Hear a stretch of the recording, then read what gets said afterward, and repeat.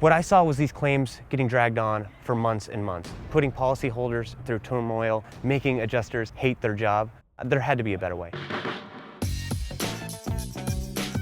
Carrier Guidelines events, just to give you some idea of what you guys can expect. Each chapter meets monthly and is comprised of restoration contractors and insurance carriers. We will traditionally have a mitigation aspect, what happens in the first 5 days of a loss. This is spearheaded by one of our ambassadors in that chapter, and they will discuss maybe how you bill for some performance drying equipment or when it's acceptable to use plastic bags for contaminated items. The next aspect of the Carrier Guidelines event, repair. So it's handed over to another ambassador, one that specializes in repair, and they will touch on some of the more nuanced aspects of construction, be it trusses or maybe the 17 line items associated with a shower surround.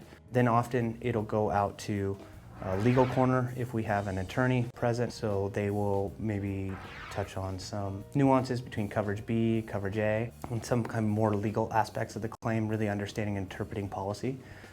Then the Carrier Guidelines event. So this is where we'll have one of the carriers, and typically we assign like Nationwide or USAA, Safeco, Liberty Mutual, State Farm to be the carrier lab sponsor for that month, and they'll have several of their adjusters come out from that given office, and they will provide real-time feedback of like what they would like to see from the group moving forward. We will have one of the ambassadors, kick the ball around with them and ask some questions.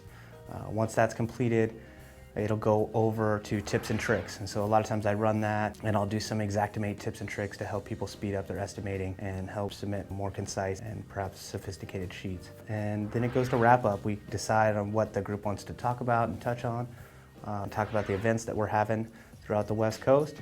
And that's generally what you can expect from the Carrier Guidelines event. The sharing of information is wonderful. Very collaborative and not competitive.